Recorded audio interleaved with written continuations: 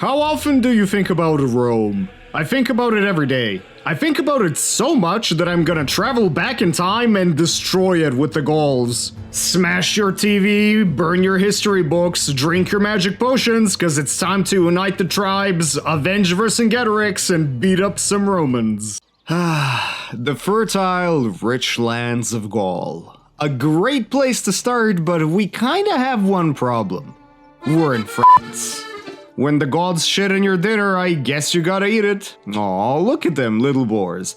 Gauls love boars. It doesn't matter if it's a real boar, a metal boar, or your mom. Gaul is mother to us all, and with her help, we're gonna grow from little piglets, just like these on my real-life farm, to absolute chonkers. But first, we have to unite the tribes.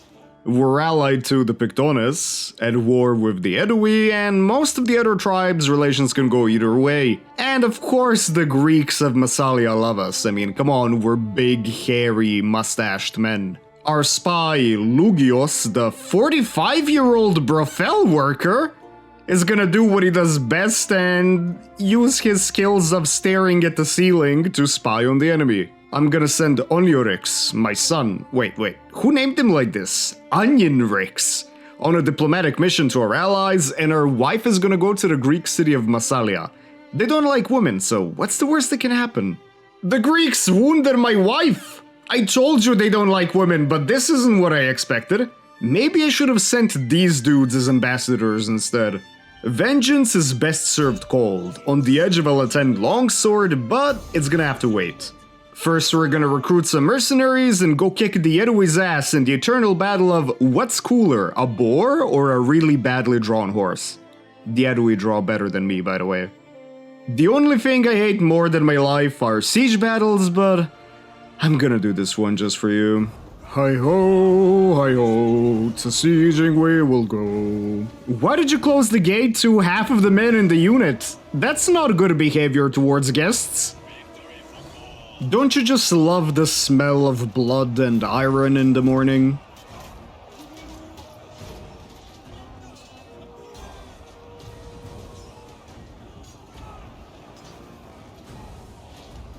Look, I know we're at war, but did you really have to destroy the market? I mean, come on, we could have used the apples and fish and wine and whatever.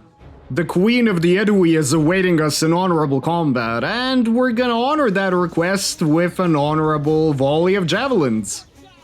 All is fair in love and war. Now that Bibracte is under new management, it's time to level up our general like a Pokemon and recruit more Gauls willing to fight for the greater good. The greater Gaul. Lugios told me he wanted to get bread. So I guess he stole all the bread from the Volke. They're starving, and this is gonna make conquering them a lot easier. We're not savages, you know, some of us know how to write, so let's get some treaties done with the other quote-unquote barbarians. Excellent! Winter is coming, so it's time to march back home with bellies full of food and laugh at our neighbors starving to death, because why not? They deserved it. Our neighbors, the Viviski, complained about the noise, so instead of calling the police and settling it normally, we're just gonna fight to the death because that's what real men do. I hate siege battles so much, I'd rather starve my own army instead of storming the walls. Stop flirting with me, Massalia, I don't wanna join the Greek man-boy love association. We forgot the soap back at home, so my army kinda got stinky and plagued. The crazy part is, I'd rather suffer from a plague than play a siege battle, and now the enemy is coming to release us from the misery. We're badly outnumbered, diseased, and starving, so we gotta take any advantage we can. We march to take the high ground. Man versus man, Gaul versus Gaul, they clash in epic bloodthirsty battle. Our levies are fighting like they're possessed by Tutaris himself. And our brave warriors collapse the enemy's left flank and charge them right in the rear, Greek style. The enemy chieftain bravely fights, awaiting his reinforcements, which came a bit too late to swing the battle in his favor. Oxtaios, our king, fights with bestial wrath, and so does his bodyguard. With one last decisive charge, they shatter the enemy, and, well, now we're gonna have to count all these dead bodies, like, which clan is which? I mean, look at all these colored pants, I guess that's how we're gonna recognize them. A gift from the gods. We have a baby. A strong son.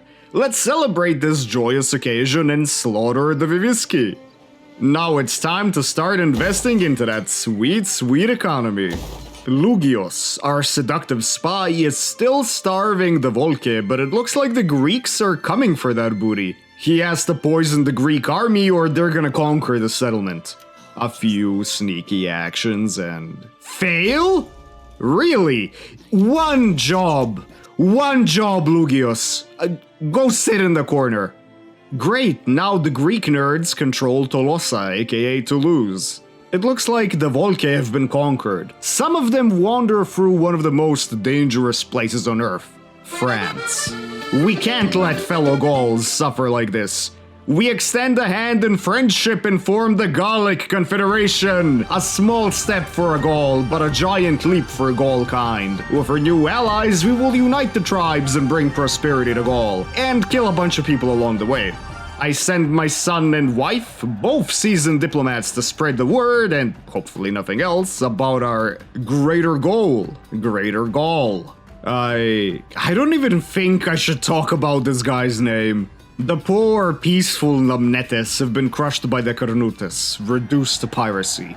Perhaps we can recruit them to our cause. After some haggling, we have another member of the Gallic confederation. Dude, I'm going out here collecting Gauls like Pokemon. It's finally time to avenge my wife. It's time to reclaim her honor and the lands of the Volke. Go find that sword and shove it up your... The reinforcements are a pretty long way away, so we actually have time to slaughter most of the army. That is, until I realize the choke point is blocked by hoplites. Now get ready for a 10-minute grind. Oxtaios, the king, is about to show these peasants why they call him the Ox. You don't want to know why. To make things even worse, traitorous Gauls easily bribed by wine, women, and... Hey, you know what? That might actually turn me to... Never mind, they're fighting against us, the good Gauls. That's why they're about to get trampled. The second best way to deal with hoplites is charging them from the behind. Rocket science, right?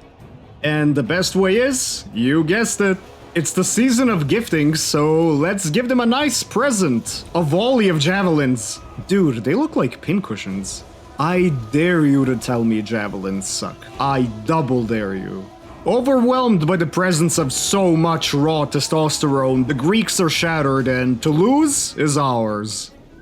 Sometimes you win, sometimes to lose. I hate myself. We could liberate the Volke and give them their independence, but I think I'm gonna enjoy milking this province. I could get rid of the Greeks once and for all, but I'll humiliate them by getting tribute. But don't you worry, I'll be back. My son Onyorix has been a good boy, so we're gonna find him a wife, Eburia, from one of the Belgic tribes. Cunning, Seems like a great catch. Factions in our tribe want to fight and show who's the best? Wait, where have I seen this before? The Belgic tribes have great relations with us, but the Carnutus are our only obstacle in unifying Gaul. And they don't look like they want to join, so we're gonna sneakily sail up the coast and backstab them. For the greater good, the greater Gaul. Armorica is ours, but... Wait. Where's the village? Where's Asterix and Obelix? Where's my potion? Is it here? Here? Obelix must have placed his men here, right? Okay, they showed up. We got the juice. Let's check what Lugios has been up to in Massalia.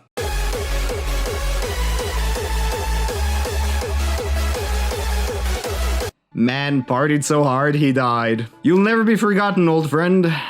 Lemonum, the home of the Lemon people, our allies, has been conquered. I smell free real estate for confederating, but apparently the tribe that has flawless relations wants money. Fine, whatever, just get into my Pokegall. Just like in real life, I walk recklessly head on into a wall or into an ambush and I'm at the risk of losing everything. We're massively outnumbered, but there's no way we can lose this. We got the potion. It's a beautiful rainy day for an ambush, don't you think? The enemy comes at us with hordes of filthy levies, but our warriors are more than capable of sending them to the early grave. This is gonna be one long fight against the hordes. The naked loincloth men, the rarest animal in Gaul, is just terrifying the peasants with their presence, so no wonder they're fleeing in shame. It's not just raining rain, it's time to rain javelins on the enemy general. Dude, I don't think this is healthy. You should get this checked out.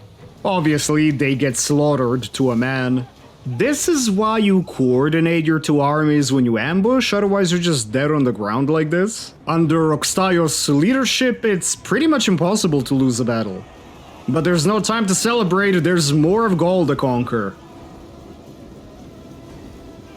When life gives you lemons. Another village conquered, and the Carnutus realized maybe it's better to submit instead of getting hit, you know, repeatedly to the face. And with this, all of main Gaul has been united. The Greater Gaul, one for all. Our Belgic neighbors will join us eventually.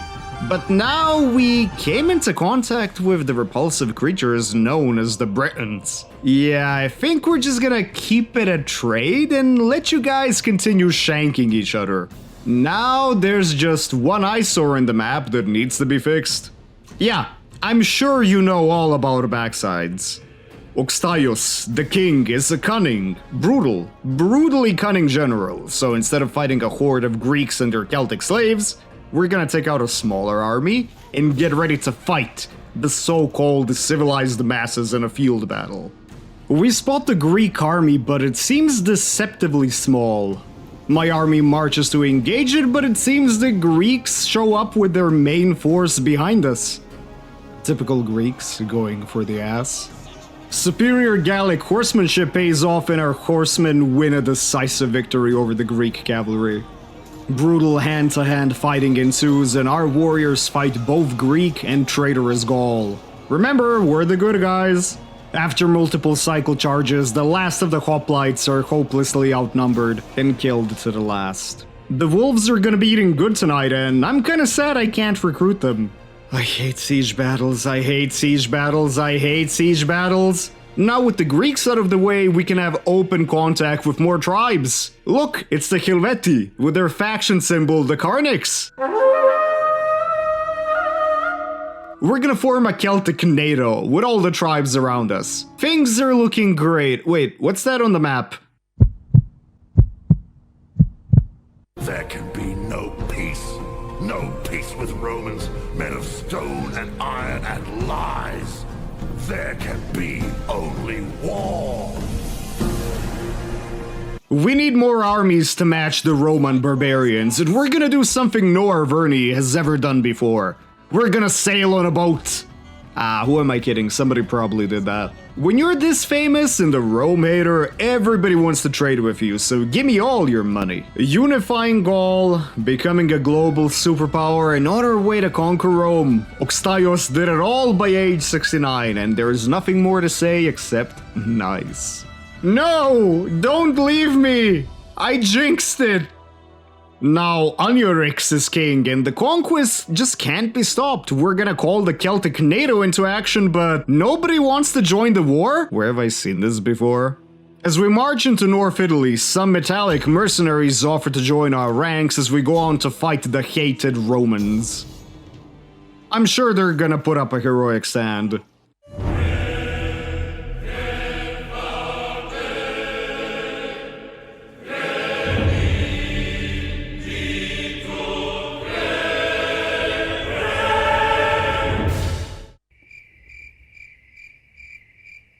You know what?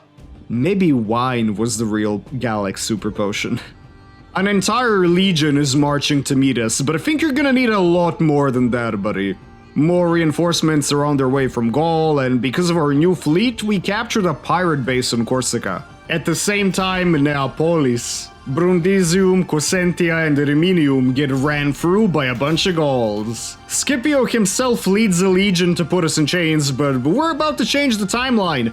This is for all my homies in Carthage. We ballin'. This battle will decide the fate of Rome, and we brave Gauls march to fight the best Italy can offer. Which is pretty much nothing. Bro, Scipio is legit mewing.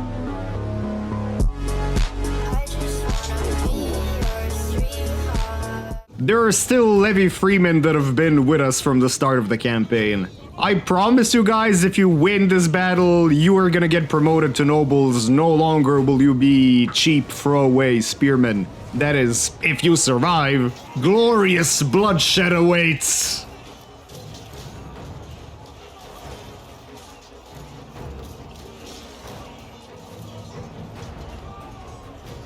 Scipio is surrounded by a lot of naked dudes. At first, this seemed like a good idea.